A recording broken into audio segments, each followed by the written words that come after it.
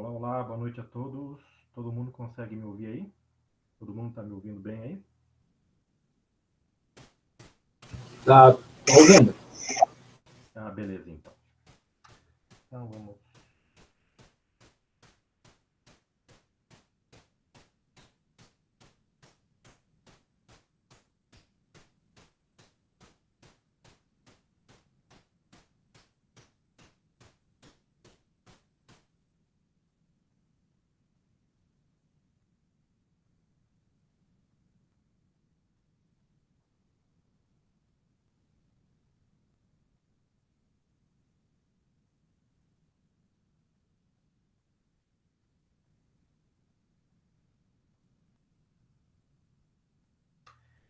Beleza, pessoal, então vamos aí dar continuidade, né, para o nosso eletromagnetismo. Eu coloquei lá no sistema esses slides que vocês estão vendo aí na apresentação. E também coloquei uma lista de exercícios para que vocês possam praticar depois, assim como eu fiz na aula passada. No tópico da aula anterior, eu também já coloquei o vídeo da aula. Então, se algum colega de vocês aí que não pôde assistir a aula lá no dia, no horário, vocês podem também acessar lá. Então, sempre voltem aos tópicos anteriores que sempre vão ter materiais atualizados, links de outros vídeos e outras coisas do gênero, beleza? Bom, então, assim, com relação à questão das gravações que eu estou fazendo aqui e tudo mais, se tiver qualquer problema depois, com relação ao som, com relação à imagem, vocês me avisem para que eu possa contornar essas dificuldades técnicas, beleza? Também lembrando que qualquer dúvida do conteúdo ou da explicação durante a aula, vocês podem aí abrir o microfone e perguntar, certo? Que é até mais direto. Muitas vezes o chat, às vezes eu não estou olhando para ele, daí a pergunta acaba passando batido. Ou via chat ou via e-mail a qualquer momento, beleza? Então, vamos lá para a aula de hoje. Então, na aula passada, a gente trabalhou a questão dos vetores. Então, que basicamente são representações de grandezas físicas que precisam de direção, sentido e uma intensidade, ou o módulo deles. E a gente viu a álgebra vetorial, ou seja, a gente trabalhou com a questão da soma, da subtração de vetores e da multiplicação, que são os três tipos que existem. Multiplicar um escalar por um vetor, isso vai te resultar um vetor, diferente do primeiro. A multiplicação entre dois vetores, que é o produto escalar, o resultado é um valor numérico, como a gente já viu lá na aula passada também. E o produto vetorial, que você vai ter como resultado um terceiro vetor, certo? Bom, então hoje a gente vai avançar um pouco nessa questão dos vetores para os sistemas de coordenadas. Eu falei para vocês que os vetores eles podiam ser definidos em termos de um sistema cartesiano, como está aparecendo aqui na figurinha aqui à esquerda, né? Então aqui a gente tem os três eixos cartesianos x, y e z, graduados e definidos em termos de três versores: o x chapéu, o y chapéu e o z chapéu. Ou vetores unitários, como a gente já definiu isso também na aula passada. Só que esse não é o único sistema que existe para você escrever um vetor. Você pode escrever um vetor em três dimensões em diversos tipos de sistema de coordenadas. Tudo que você vai precisar é de três versores que obedeçam lá as regras de um sistema cartesiano e que possam também ser representados no sistema cartesiano. Por que isso? Porque muitas vezes a geometria de um problema, distribuição de cargas, fluxo de corrente, fluxo de campo elétrico, fluxo de campo magnético, escrever isso numa geometria cartesiana acaba dificultando o problema do ponto de vista matemático. Então, se você puder mudar a geometria do espaço que você está estudando, isso pode te ajudar matematicamente a resolver ou ficar mais fácil a interpretação do problema. Aqui no caso, eu tenho outros dois sistemas que eu estou relacionando, que são os mais conhecidos no eletromagnetismo, que seria o sistema cilíndrico e o sistema esférico. O sistema cilíndrico ele é definido em termos de três versores também, o R minúsculo chapéu, o θ chapéu e o Z chapéu, e o sistema esférico, que é definido em termos do R maiúsculo, né? Aparece ali, né? R maiúsculo chapéu, θ chapéu e φ chapéu. A diferença é que no sistema cartesiano você tem três coordenadas x, y e z que você pode associar elas, por exemplo, unidades de comprimento, certo? Enquanto que as unidades angulares, como aparece ali dos ângulos θ e φ, para o cilíndrico e para o esférico, você não pode fazer isso. E seriam coordenadas, dependendo da representação, que às vezes apareceriam intrínsecas, não apareceriam como uma representação direta do vetor, ok? No caso das coordenadas cilíndricas, você tem duas dimensões que podem expressar por comprimento, que seriam o R e o Z, e no caso da coordenada esférica, apenas o R maiúsculo.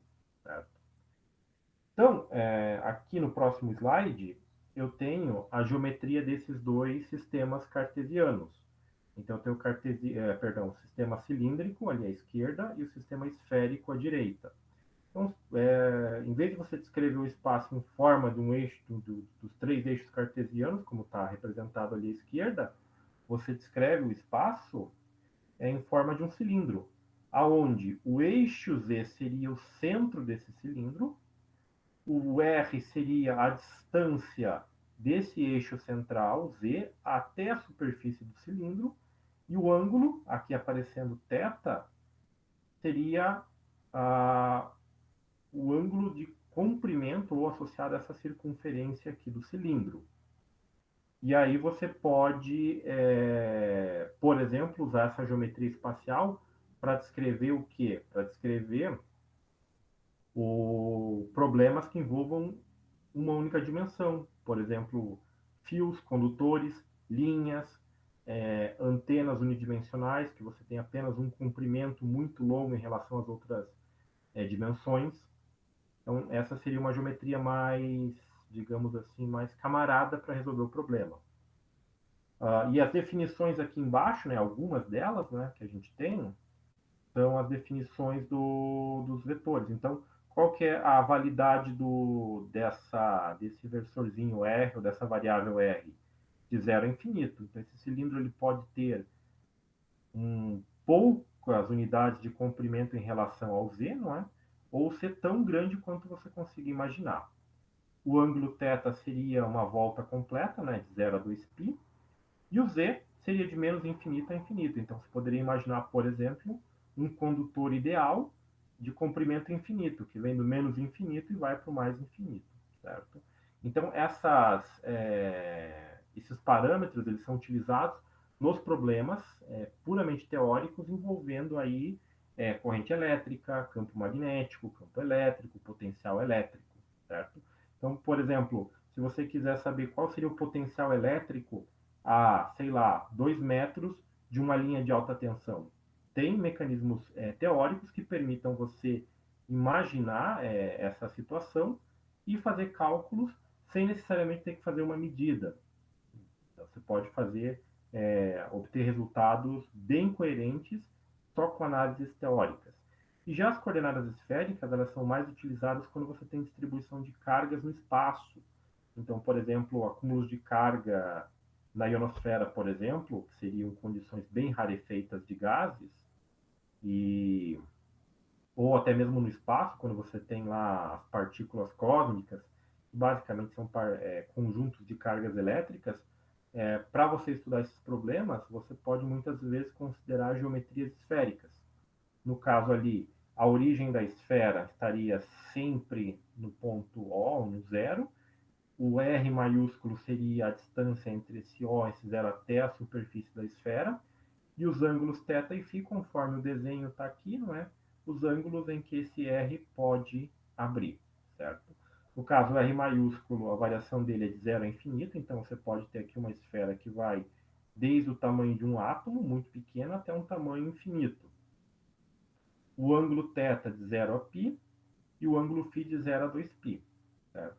O ângulo θ é de 0 a π, que seria meia circunferência, ou 180 graus, porque é como se você estivesse olhando, chamado também ângulo azimuth. Então, se você, por exemplo, está na superfície da Terra e olha para a linha do horizonte, se você levanta os olhos da linha do horizonte até o topo, você teria 90 graus.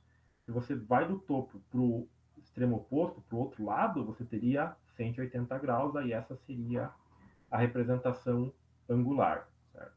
Então, só para mostrar para vocês que existem esses dois sistemas de coordenadas, e é possível você descrever um problema no sistema cartesiano, passar para o cilíndrico, depois para o esférico, ou do esférico para o cilíndrico, ou do cilíndrico para o esférico, e por aí vai, depende da situação. É claro que aqui eu coloquei duas tabelinhas que fazem um resumo disso tudo. Então, essa primeira tabela aqui a gente tem as variáveis do sistema, não é? Então, ali a primeira coluna você tem as variáveis do sistema cartesiano, a do meio do sistema cilíndrico e a direita do sistema esférico. Daí depois, na segunda linha, você tem a representação vetorial, no caso, o vetor A, escrito em termos das componentes AX, AY e AZ e seus versores, não é? Nas coordenadas cartesianas, na primeira coluna, coordenadas cilíndricas na do meio e esféricas na terceira. Observem que eles são muito similares. Daí depois você tem todas aquelas relações que nós já vimos na aula passada. Então você tem ali como calcular o módulo do vetor A, você tem as relações ali entre o produto escalar e o produto vetorial, certo? Então só relembrando, olha só aqui a coluna, esse quadrado aqui em especial aqui. Você tem lá o produto escalar do x com x é igual a 1, assim como y e z. E o produto escalar de x com y, ou seja, tudo que é diferente dele, como está aqui, é igual a zero, e o produto vetorial está lá, x com y, z. Y com z, x, e z com x, y. Se trocar a ordem, só lembrando, né? Se você trocar a ordem ali, fizer y com x, fizer y vetorial x, isso vai ser menos z. Ok? E a segunda tabela aqui é uma tabela que relaciona as conversões. Então, por exemplo, a transformação, que é a primeira coluna, de cartesiana para cilíndrica. Como é que eu converto as variáveis? Então, o R, como é que eu calculo R? Você pega lá a raiz quadrada de x ao quadrado mais y ao quadrado. Então, você quer mudar das coordenadas cartesianas para cilíndricas. Você vai procurar as coordenadas x e y, eleva ao quadrado e soma elas e tira a raiz. Achou o valor de R. O ângulo φ, aqui está mostrando como φ. Se vocês voltarem ali no desenho, ele aparece como θ, mas é um ângulo equivalente. Você calcula ele como arco tangente de y sobre x. E o z mantém o mesmo, certo? Não troca. Daí depois tem ali como calcular os versores, as componentes dos versores. Tudo isso aqui já foi desenvolvido e profundamente calculado, então a gente muitas vezes apenas utiliza esses resultados prontos. E em muitos casos a gente nem fica consultando tabela. Quando você trabalha com problemas puramente teóricos, você já tem software que você apenas coloca nos comandos que você quer mudar de um sistema para o outro. E aí no próprio software, toda essa matemática aí já está imbuída. Então a gente vai ver agora um exemplo dessas mudanças, né? Então aqui eu tenho duas situações. O item A, e eu quero passar das coordenadas cartesianas, não é, x, y e z, para as coordenadas cilíndricas, r, θ e z. Mas eu quero passar o ponto P1 e o vetor A, que está exemplificado ali. E depois, no item B, eu quero passar as coordenadas de cartesianas para esféricas, certo? Então, como é que eu faço a conversão do ponto, né? Então, primeiro, eu vou trocar as variáveis x, y e z para quem? Para as variáveis r, θ e z. Bom, os meus pontos são 3, o ponto P1 tem coordenadas 3, menos 4 e 3, ou seja, o primeiro 3 ali equivale ao x, o menos 4 equivale ao y, e o 3 final equivale à coordenada z, certo? Bom, então, para escrever o R, eu volto lá na tabelinha, quero escrever de cartesiana, que está Espera aí, apareceu a seta ali. Então, de cartesiana para cilíndrica. Então, é esse quadrado aqui que eu vou utilizar, certo? Então, o R. Como é que eu escrevo o R? Raiz quadrada de x ao quadrado mais y ao quadrado. Então, vai ser 3 ao quadrado mais menos 4 ao quadrado. Isso aí vai dar 9 mais 16, que é 25. A raiz de 25 ao quadrado perfeito é 5. Então, tá lá. O R eu vou escrever como 5. A tangente, ou melhor, o arco tangente, ou tangente na menos 1, é igual a y sobre x. Então, percebam bem que o valor de y ele tem um sinal negativo. Esse sinal negativo você carrega ele junto, certo? E coloca ali na equação. Então, vai ficar menos 4 sobre 3. A calculadora tem que estar ali em graus, né, para fazer essa conversão. Vai dar menos 53,1 graus. Se você usar a questão ali do ângulo complementar, seria 306,9 graus. Geralmente habitua-se usar o ângulo com o valor positivo, então no caso o valor que a gente vai usar é esse 306,9. E o último coordenada z se mantém igual. Z é igual a z, então é igual a 3, apenas repete o valor. Então, está ali o ponto P1 escrito, não é, em coordenadas cilíndricas. Então, o ponto P1 no sistema cartesiano vale 3, menos 4 e 3. Em coordenadas cilíndricas, ele vale 5, 306,9 graus e 3. Em alguns casos, você pode fazer em radianos. Daí pode aparecer, por exemplo, π sobre 2, 2π sobre 4, 3π sobre 5 e por aí vai. Seriam outras maneiras de fazer representações. Então, esse aí foi a primeira parte do item A. Agora, a gente vai converter aquele vetor ali. Como é que a gente converte o vetor A, que no sistema cartesiano está representado como 2x menos 3y mais 4z, para o sistema cilíndrico? Então, o que a gente faz? Então, primeiro de tudo, a gente pega e escreve o vetor genérico. Então, qual seria o vetor genérico A em termos das coordenadas ou do sistema cilíndrico? Seria AR, R chapéu, mais A teta, teta chapéu, mais AZ, Z chapéu.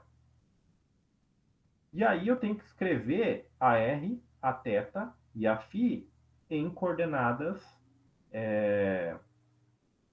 cilíndricas. Então, da onde vêm esses valores para a R, a teta e a φ que eles estão exemplificados aqui? Então, olha só, a R igual a x cosseno teta mais a y seno teta.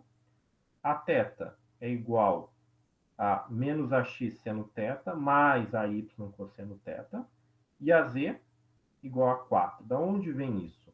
Se a gente voltar lá naquela tabelinha, tá aqui, ó, de cartesiano para, ou melhor, primeiro a gente vê o vetor genérico tá aqui. Em coordenadas cilíndricas, olha só, tá aqui, ó, a R, a teta e a φ. Só as posições dos versores que mudou, mas nesse caso aí é só por uma questão de escrita mesmo, certo? Aí eu quero fazer as conversões.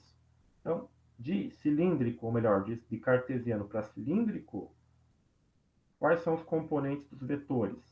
Então, aqui. Então, olha só, o mouse aparecer aqui, ó. Componentes do vetor estão aqui, ó. A R, a φ, no caso nosso é a teta, e a z. Então, eu vou pegar isso daqui e vou escrever naquela forma que eu coloquei lá. Olha só, a R, a teta e a z. O AZ é o mais fácil, porque eu só vou pegar a componente AZ do vetor original, não é, que está ali em cima, e vou replicar. Qual que é a componente AZ do meu vetor no plano cartesiano? É 4. Está aqui. Então, só replico esse 4 aqui embaixo. Agora, a R e a teta. A R é a x cosseno teta mais a y seno teta. Então, eu vou pegar quem é a x e a y. No meu caso ali é 2 e menos 3. Então, a componente AR vai ficar como 2 cosseno teta menos 3 seno teta. E a componente Aθ da mesma forma. Vou pegar a componente AX e a Y e vou escrever ela como está aqui. Vai ficar menos 2, o Aθ vai ser menos 2 seno teta menos 3 cosseno teta. E aí eu vou pegar essas componentes e vou substituir aonde? Nesse vetor aqui em cima. Tanto é que o resultado está aqui embaixo. A conversão do vetor A no sistema cartesiano, que é 2x menos 3y mais 4z, no sistema cilíndrico ele fica como A igual a 2 cosseno de θ menos 3 seno θ, versor R. Aí mais, aí abre parênteses, menos 2 seno θ, menos 3 cosseno θ, fecha parênteses, θ chapéu, mais 4z chapéu. Então essa é a conversão que precisava ser feita. Posso ir adiante? Pode. Tem mais uma passagem que eu não fiz aqui. Se você pegar aquele ângulo de 306,9 e calcular o valor do seno e do cosseno e fizer as multiplicações, você vai ter um vetor mais compacto, né? Uma notação mais enxuta. Dá para fazer isso? Dá, mas você tem que ter a informação de que você está considerando esse ponto P1 e esse vetor A como se fossem correlacionados, né? Ou seja, vetor A no ponto P1. Daí depois, se vocês quiserem fazer, para fazer a notação mais curtinha, fiquem à vontade, pode fazer isso. Só mudem a calculadora lá para graus para fazer o cálculo, para usar aquele valor lá de 306,9 graus, ok? Então, essa é a primeira parte, né, que a gente converteu do cartesiano para o cilíndrico. Agora, dos cartesiano para o esférico e do esférico e do cilíndrico para o esférico, muitas vezes, como você trabalha com mais ângulos, a parte matemática ela fica um pouco mais pesada. Isso é o que a gente vai ver agora no item B desse exemplo. Então, olha só, eu tenho que converter aquele vetor A, que é escrito como x mais y, daí x chapéu, mais, entre parênteses, y menos x, aí y chapéu, mais z chapéu, do sistema que está cartesiano para o esférico, não é? Então, novamente, a gente começa como cilíndrico. Eu escrevo um vetor genérico. Está aqui o vetor genérico. O vetor A equivalente no sistema cilíndrico vai ser a componente AR maiúsculo, a θ e a φ.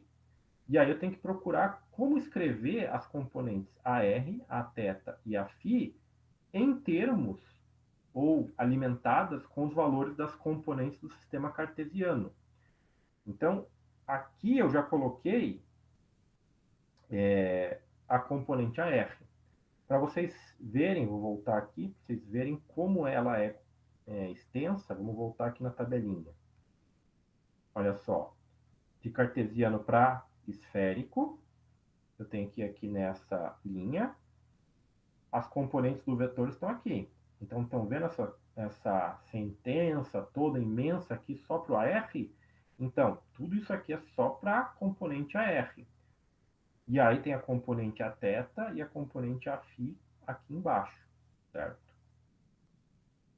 Só que tem mais coisas aí. Então, olha só. Então, quem que é a componente AR? Componente AR vai ser essa daqui. AX, que multiplica o produto seno θ cosseno φ, mais AY, seno θ seno φ, mais AZ cosseno θ. Certo? Então, esses ângulos θ e φ são os ângulos relacionados com o sistema de coordenadas esféricas. Então, tudo isso são as componentes. Então, se eu pegar AX, quem que é o AX? Se eu olhar aqui o vetor, aqui, ó. O AX vai ser esses caras entre parênteses aqui, x mais y. Então, x mais y é todo o meu AX. E quem que é o meu AY? É esse cara que está no outro parênteses aqui, y menos x. E quem que é o meu AZ? É o valor de z. Então, se eu substituir, eu vou ter esse cara aqui. X mais y, que multiplica seno θ mais cosseno φ, mais y menos x, que multiplica seno θ seno φ, mais e cosseno θ. Ok? E aí, o que, que acontece? Vou mostrar para vocês. Eu preciso ainda trocar esse x, y e z em termos de coordenadas esféricas, porque eu não posso usar eles ainda estão em coordenadas cartesianas, eu tenho que mudar tudo para esférico. E aí, como é que faz isso? Aí você tem que procurar na tabelinha essa relação. Então, tá aqui a tabelinha. Aí você vai procurar lá, daí você tem que vir nesse campo aqui, ó, de esférica para cartesiana. Por quê? Porque aqui eu tenho a relação do x, do y e do z em termos das coordenadas esféricas. Ou seja, eu tenho que fazer duas substituições e aí a minha expressão fica um troço bem trabalhoso de calcular. Ou seja, olha só. Então aqui, nessa linha, vou indicar aqui, ó, nessa linha que eu tenho aqui, ó, x mais y, y menos x mais z. Eu peguei lá e coloquei aqui, ó. Tudo que é x eu vou trocar por isso aqui. Tudo que é y eu vou trocar por isso aqui. E tudo que é z eu vou trocar por isso aqui. Por isso, para calcular só o AR, tem que resolver esse cara aqui embaixo. Vocês podem... Realmente isso aí, matematicamente, é bem chatinho de fazer. Porque daí você vai ter que ficar fazendo multiplicações, vão aparecer senos e cossenos ao quadrado. Daí vão ter relações matemáticas que você vai simplificar. Mas, de qualquer forma, quando você terminar essa conta aqui corretamente, você vai perceber que o valor de AR, em termos de coordenadas esféricas, vai ficar só igual a R. Eu sei, vocês podem estar pensando, tanto trabalho só para dar R, mas conversão de sistema de coordenadas infelizmente, é isso. Muitas vezes tem muito trabalho só para chegar numa coisinha aqui. Então, só para detalhar da onde vem, ou melhor, da onde some tudo isso aqui, você vai ter somas de cossenos e senos, certo? E você vai ter produtos. A principal relação que é usada aqui é a que cosseno ao quadrado de qualquer coisa mais seno ao quadrado dessa mesma coisa é sempre igual a 1. Então, tudo que é feito aqui é um malabarismo matemático e aí você vai chegar nisso daqui. Terminamos? Calma. Esse foi só o AR. Daí tem que calcular o Aθ e o Aφ. Só que no caso aqui eu já estou colocando a resposta direto. Depois eu vou deixar ali no tópico dessa aula para vocês a resolução detalhada de todas as passagens disso daqui. Não é? Eu tenho isso aqui manuscrito, não é? Isso aqui é o tipo de coisa que a gente só faz uma vez na vida e tá bom. E aí eu coloco lá para que vocês vejam o passo a passo daí. Mas não se preocupem que o nosso objetivo aqui vai ser entender bem a física e a aplicação da coisa e não só se preocupar muito com esse enfoque matemático aqui, certo? Então, se fizesse a mesma conta ali quer dizer, eu fiz essa mesma conta ali para o Aθ, vai ser igual a zero, e o Aφ vai ficar igual a menos R seno φ. Então, você vai pegar esses valores aqui e vai substituir nesse vetor genérico aqui em cima. Então, o vetor A, em termos de coordenadas esféricas, vai ficar R maiúsculo vezes o vetor R maiúsculo, menos R seno θ φ chapéu, certo? Então, observem que, nesse caso, a conversão das coordenadas cartesianas para as esféricas foi bem mais trabalhoso, certo? Então, muitas vezes, esse tipo de coisa que acontece. Bom, então, aqui a gente encerra essa parte do sistema de coordenadas. Eu queria mostrar para vocês essa parte inicial de como eles são convertidos, porque depois vocês vão procurar ali na biblioteca virtual livros para complementar isso aí, ou outros vídeos para resolução de problemas lá no YouTube. Muitas vezes eles não trabalham, dependendo do problema, no sistema cartesiano, vai no esférico ou no cilíndrico. E aí você tem que manter as mesmas proporções e saber do que ele está falando no vídeo, certo? Bom, então agora a gente vai para a parte dos operadores. Os operadores, eles são de suma importância porque todos os cálculos, querendo ou não daqui para frente, eles vão trabalhar com os operadores.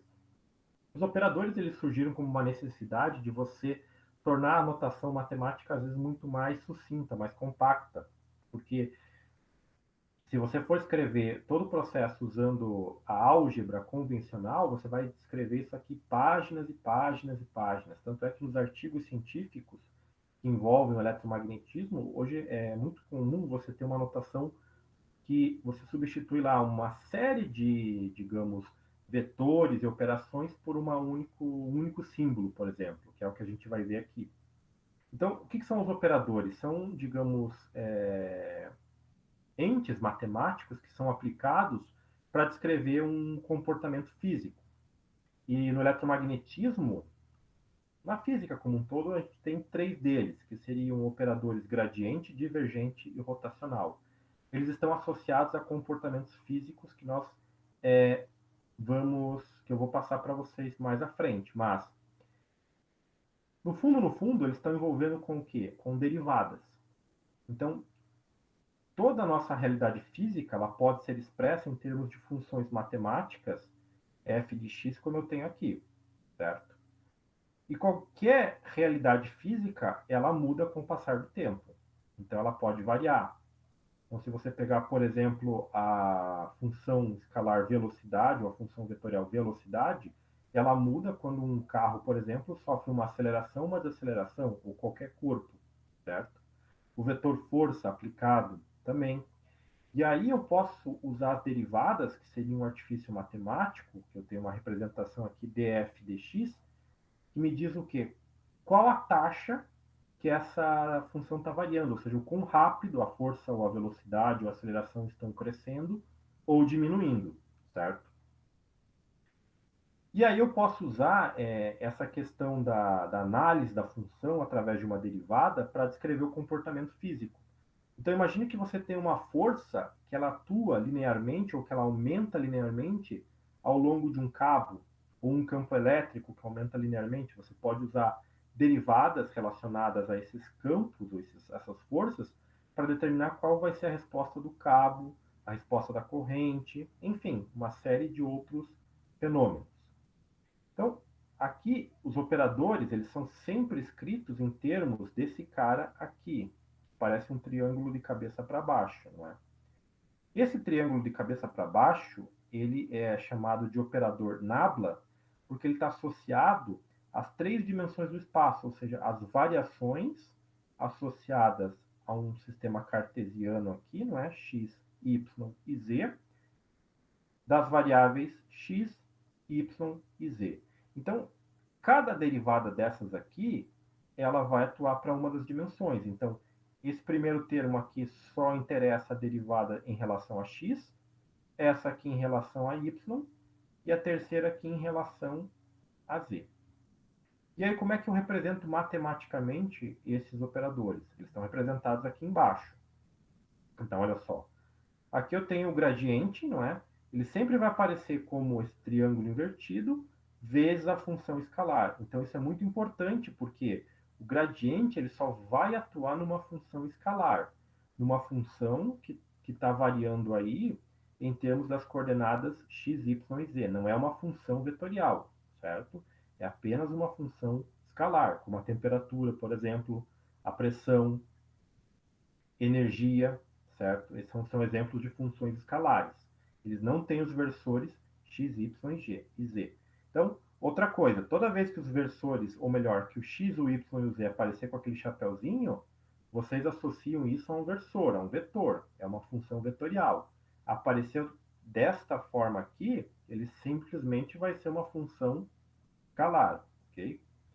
Então, o gradiente ele sempre aparece como esse nabla junto da minha função que eu quero trabalhar. Então, eu quero calcular o gradiente de alguma coisa. É assim que ele vai aparecer. O divergente, ele aparece como o ponto do meu produto escalar. Então, vai ser o operador nabla, que está definido ali, escalar um vetor. Então, observe que o divergente ele só vai atuar em funções vetoriais. Então, imagine que esse B aqui é uma função vetorial campo magnético. Ele está expresso aqui, ó, em termos de x chapéu, y chapéu e z chapéu, ok? E o rotacional, ele apresenta aquele x de multiplicação do produto vetorial. Então, o rotacional do campo elétrico também vai atuar na função campo elétrico, que é uma função vetorial.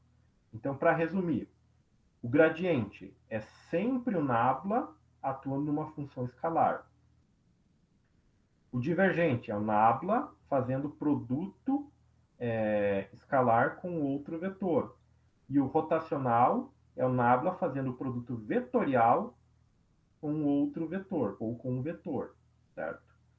E o resultado disso? Bom, se você tem o gradiente de uma função escalar, o resultado vai ser uma função vetorial, sempre.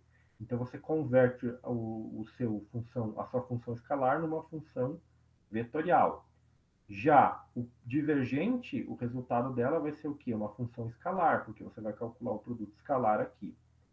E o rotacional, lembrando, produto vetorial, você vai ter como resultado um vetor, certo? Fisicamente, o que eles representam? Deixa eu mudar aqui. Então, começando aqui pelo gradiente. O gradiente está associado a variações ao longo do espaço.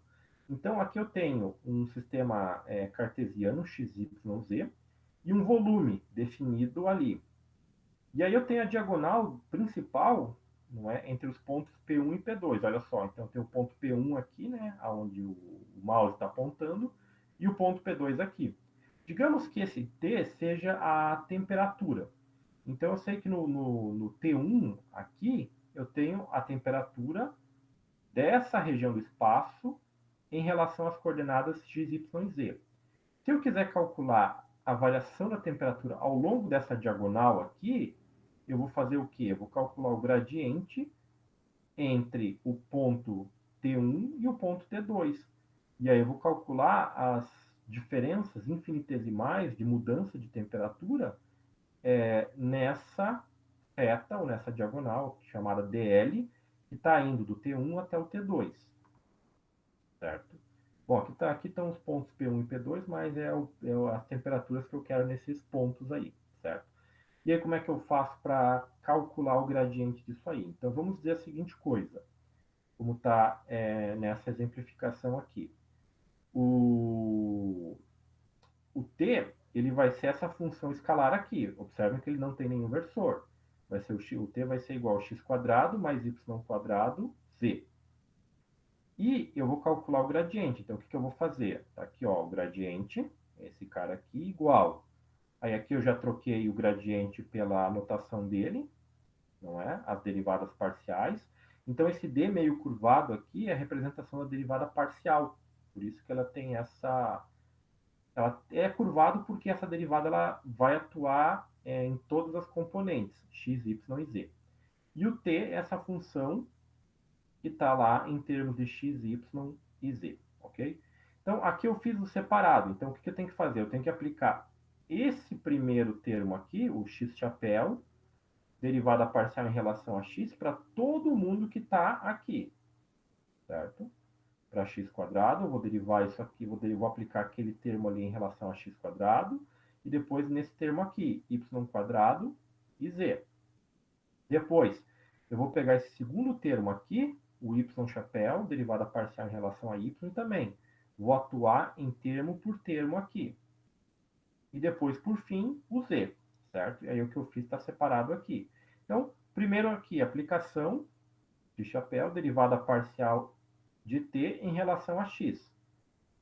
Aí eu escrevi no lugar do t aqui a função, e aí eu vou derivar. Então, a derivada de x em relação a x ao quadrado é 2x.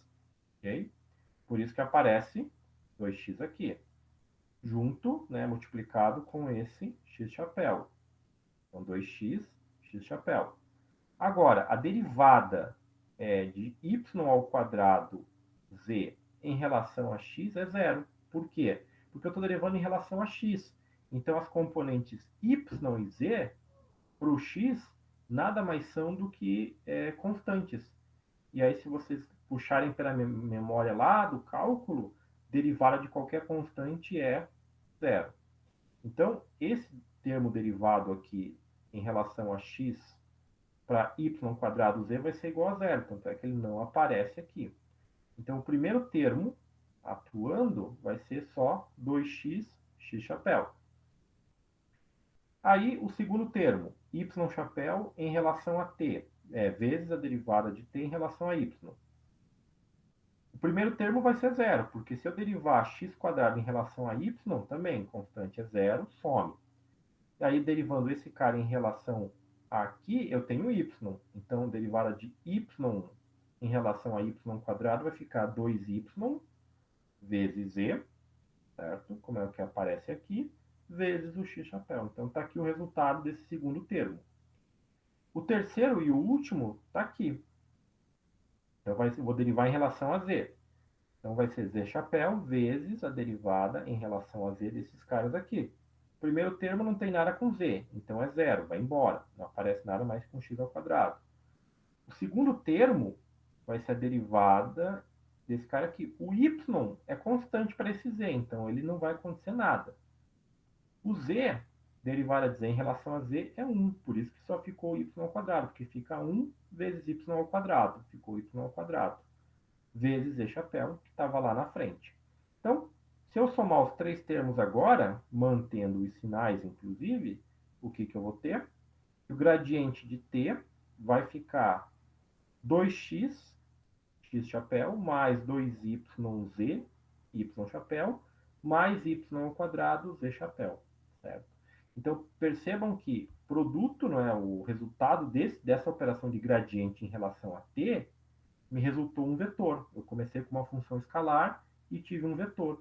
Esse vetor me descreve o quê? Como eu estou querendo associar a temperatura aos pontos P1 e P2, é a variação da temperatura vindo deste ponto a esse ponto aqui. Então, por exemplo, se você pegar uma câmera térmica que tem uma imagem térmica de um ambiente, por exemplo, você vai poder ver que você vai ter regiões talvez mais quentes no alto e regiões mais frias embaixo, não é? Se você tiver uma fonte de calor. E aí você tem processos de convecção e radiação térmica. Ou mesmo no espaço de um sólido, por exemplo. Certo? Então, fisicamente, o que o gradiente faz é avaliar a variação de uma função escalar ao longo de dois pontos. E essa variação é representada como um vetor. Bom, agora vamos ver o processo com a operação para o gradiente. O gradiente ele é representado com esse ponto ali. Então, muito cuidado, porque se você está querendo escrever um gradiente, mas só você escreve, como no caso anterior aqui, o nabla, né? Você escreve aqui, ó, o nabla, e a função vetorial, já vai estar errado, porque daí é um divergente. Se você esquece do ponto, você está escrevendo um gradiente. E se for fornecido um vetor e você calcula o gradiente de um vetor, isso está errado. Então, muito cuidado com isso daí, certo? A representação correta de um gradiente é isso aqui. É o nabla, né, o triângulo de cabeça para baixo, ponto, vezes a função vetorial. Então, está aqui explícito, não é? O nabla, certo? Entre esse primeiro parênteses aqui, ponto, a função vetorial v, certo? Você tem as componentes, vx, vy e vz, e os versores, x, y e z, ok? Quando você aplica aqui o produto escalar, é a mesma coisa. Você vai combinar apenas versor com versor, no caso, x com x, y com y e z com z. Por quê? Porque x com y é zero, assim como x com z é zero, por causa da definição do produto escalar que a gente viu lá atrás. E aí o resultado vai ser o quê? Uma função vetorial escalar. Perdão, uma função escalar. Certo? E aí a gente tem esse exemplo aqui, que pede para fazer a seguinte coisa, ó, calcular o divergente do vetor E. O vetor E é esse vetor, essa equação vetorial aqui. 3x quadrado, x chapéu, mais 2z, y chapéu, mais x quadrado, y, z chapéu, certo? Poderia representar um campo elétrico, esse vetor aí no espaço, em termos das componentes. Então, para calcular o gradiente, ou perdão, o divergente, o que você vai fazer?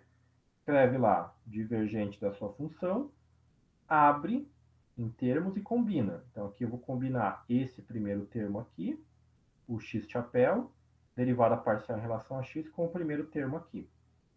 E os outros termos eu posso esquecer, porque por ser um gradiente, eu sei que o produto desse x aqui com esse y aqui vai ser zero, E desse x aqui, com esse z, também vai ser zero. Mesma coisa quando você trocar para esse y e para esse z. Então, calculando aqui, x escalar x, como são versores, isso vai ser igual a 1. Esse 1 vai multiplicar o quê? A derivada em relação a x desse termo aqui, 3x². 3x² vale, desce o 2, multiplica o 3, fica 6x. Então, a derivada em relação a x desse primeiro termo aqui vai ser 6x, que é o que aparece aqui. Aí, quando eu for derivar, passar para o segundo termo aqui, o y, chapéu, com a derivada de y em relação a todo mundo. Tem y, bom, aqui vai ser y, chapéu, x, chapéu vai ser zero, não vou calcular. Aqui eu tenho y com y igual a 1, então vai ser a derivada em relação a y. Só que aqui eu não tenho nenhum y, eu só tenho 2e. Esse 2e para a derivada é como se fosse uma constante, então é igual a zero, não aparece aqui embaixo. E por último, a derivada com z chapéu em relação a esse termo aqui. Só que eu vou derivar o z com o z vai dar igual a 1, eu vou derivar em relação a z x² y. Eu tenho algum z aqui? Não, não tenho nenhum z aqui. Então a derivada de x² y em relação a z é zero, porque esses caras aqui para o z são constantes. Então, vai ser 0 e 0, só ficou 6x. Então, o divergente de E vai ser igual a 6x. Então, observe que o meu resultado é uma função escalar sem nenhum versor, não é mais um vetor. Eu transformei o E, que seria o meu vetor, numa resposta escalar. E fisicamente, o que o gradiente, ou melhor, o divergente, ele me mostra? Ele é uma função matemática associada à convergência ou divergência de fluxos. Então, se eu tiver um fluxo elétrico, um fluxo magnético, certo?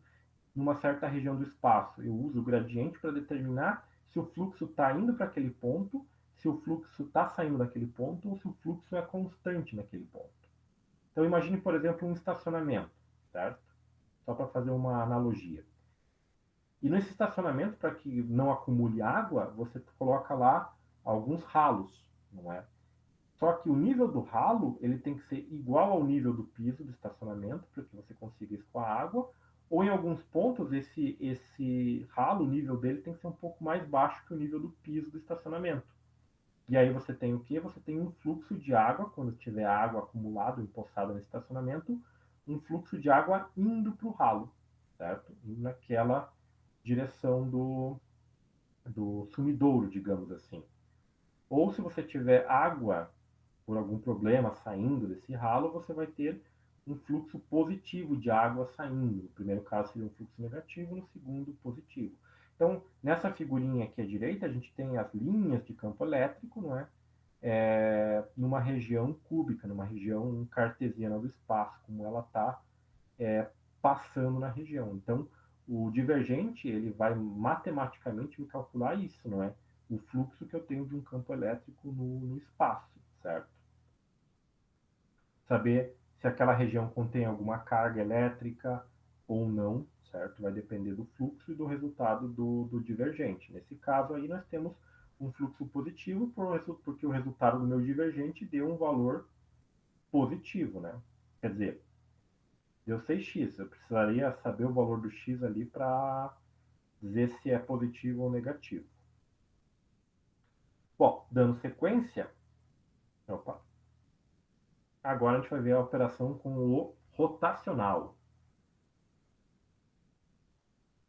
Então, começando agora pelo caráter físico, o que é o rotacional? É o quanto aquela função está rotacionando em relação a uma certa configuração ou região do espaço. Então, aqui, por exemplo, eu tenho um fio que é percorrido por uma corrente elétrica. E, associado a essa corrente elétrica, eu tenho um campo magnético. Então, se eu calculasse o rotacional do campo magnético em relação a essa corrente, eu saberia se esse campo é constante ou se esse campo é variável, né? Se ele está rotacionando, ele está variando em relação à corrente que está gerando ele, certo? Se eu encontrasse um campo variante, o que aconteceria? A corrente não é constante, então poderia ser uma corrente alternada ou uma corrente que estaria variando com o tempo. Se o rotacional for igual a zero, significa que o campo é constante, que ele não rotaciona. Então, em alguns casos, quando eu quero avaliar certas situações físicas de campo elétricos e magnéticos, eu calculo o rotacional. E só adiantando um pouco, quando a gente vê, quando chegar lá nas equações de Maxwell, a gente vai ver essas questões aí do rotacional e do divergente dos campos magnéticos e elétricos, certo? Bom, e aí como é que eu escrevo isso? Bom, a gente viu lá atrás que o rotacional, ou melhor, que aquele xzinho ali é o produto vetorial. E aí, para calcular o produto vetorial, eu posso fazer o quê? Aquela minha matriz. Então, observe aqui a minha matriz. O rotacional desse vetor V presta na minha matriz. Então, lembra lá, a primeira linha vai ser o quê? As componentes do vetor, né? Do vetor que eu tenho por primeiro. Então, nessa sequência aqui eu tenho o nabla, os componentes são x, y e z chapéu. Depois vem o que? Vem esses caras aqui, né? Ou, perdão. Matriz, sempre escrevo a matriz e sempre escrevo primeiro os versores. Depois, na segunda linha, as componentes do primeiro vetor. Nesse caso, são as derivadas em relação a x, y e z. E, por fim, as componentes do segundo vetor. Vx, Vy, Vz. Aqui eu já fiz todo o processo de cálculo, seria só, no caso, fazer uma distributiva aqui. E aí, como exemplo, a gente vai calcular o rotacional desse vetor V aqui, x quadrado, x chapéu, mais 3xz quadrado, y chapéu, menos 2xz, z chapéu, certo? Então, primeiro, o que eu vou fazer vai ser isso aqui. Escrever a matriz. Então, tá lá. Primeiro eu coloquei os versores, x, y e z, as componentes do nabla, as derivadas de x, y e z, e aí as componentes do vetor v, x quadrado, 3xz quadrado e 2xz, ok? Aí eu repito aqui as duas primeiras linhas e faço as diagonais. Então, a primeira diagonal vai ser o quê? Vai ser x chapéu, derivada em relação a y, de 2xz. Depois, a segunda diagonal, que vai ser a derivada aqui em relação a x, que vai atuar em 3xz quadrado, z chapéu. E por último, aqui, x quadrado, y chapéu, derivada em relação a z. Então, esses primeiros três termos estão escritos aqui, ó. Primeiro, segundo e terceiro. Observem que aqui na frente o sinal é de mais, porque calculou a diagonal para o lado direito, é sinal positivo. Calcula a diagonal para o lado esquerdo, troca o sinal. Tanto é que, como estava todo mundo positivo aqui, os três termos estão aqui negativos. Olha lá. Primeira diagonal vai ser o z chapéu, derivada em relação a y, x quadrado. Segunda diagonal, derivada em relação a z, 3xz quadrado, x chapéu. E, por fim, terceira diagonal, 2xz vezes x chapéu vezes a derivada. Lembrando que os versores eles sempre vão na frente aqui das derivadas, né? Porque eles não vão ser derivados. E o que eu vou aplicar derivada vão ser essas componentes x, y e z. Então, aqui eu vou calcular essa derivada. Vou derivar em relação a y esse termo aqui. Como não tem nenhum y, esse termo vai embora. Esse segundo termo aqui eu vou derivar em relação a x. Tem x aqui? Tem. Eu tenho o 3xz quadrado. Então, derivada de x em relação a x é 1, só vai ficar 3z quadrado, que é o que aparece aqui. E também multiplica pelo versor z, ok? Bom, fazendo a mesma coisa com os outros termos, daí eu vou ter aqui aqui ó, derivada em relação a z de x quadrado é zero, derivada de y em relação a x quadrado é zero também some, aqui a derivada em relação a z de 3xz quadrado vai ficar 2 vezes 3, 6, xz, então vai ficar menos 6xz, z chapéu. E a última derivada aqui, y chapéu, derivada em relação a x de 2xz. Derivada de x em relação a x é 1, vai ficar 2z. Aí eu só reordeno os termos, o resultado do rotacional de v vai ser menos 6xz, ou melhor, menos 6xz, z chapéu, menos 2z, y chapéu, mais 3z quadrado, z chapéu, certo? Então, eu observo que esse resultado me deu como resultado um vetor v, certo? Tem um vetor. Se esse resultado fosse igual a zero, eu tiro a seguinte conclusão, que o campo vetorial v é constante. Não é que o meu vetor v é constante e que ele não está variando. Nesse caso, como eu tenho esse valor aqui, embaixo, que é diferente de zero, significa o quê? Que o meu rotacional não é conservativo. Se esse rotacional fosse igual a zero, significaria que o meu campo V é conservativo, certo?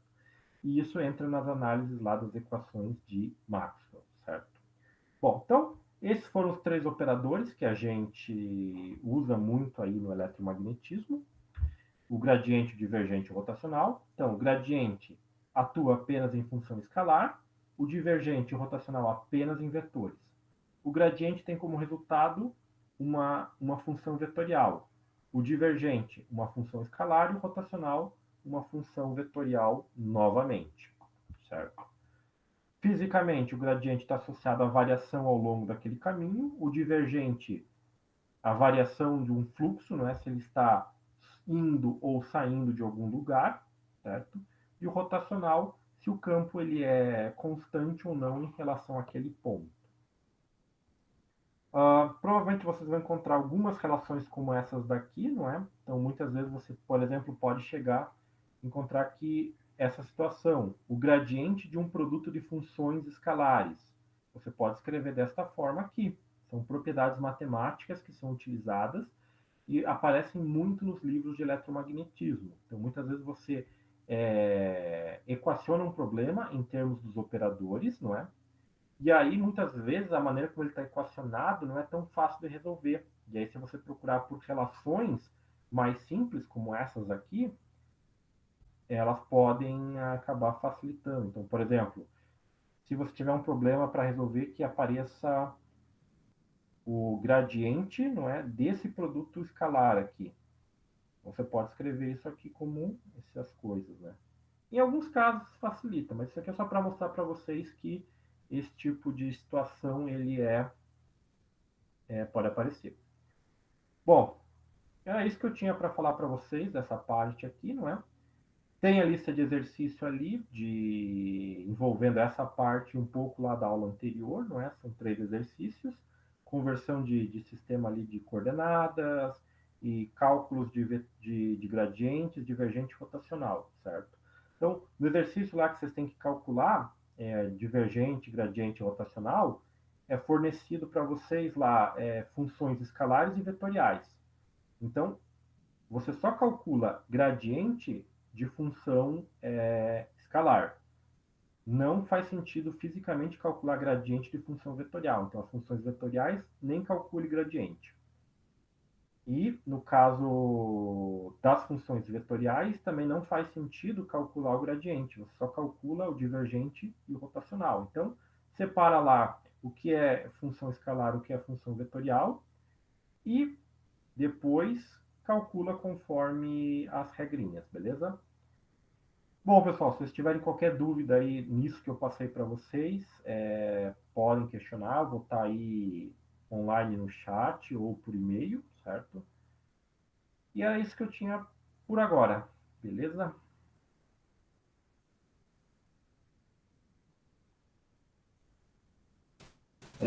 Professor, consegue voltar no slide 14? Posso, claro. Ali embaixo... Esse aqui é o 14? Não, esse é o 13. Avança um.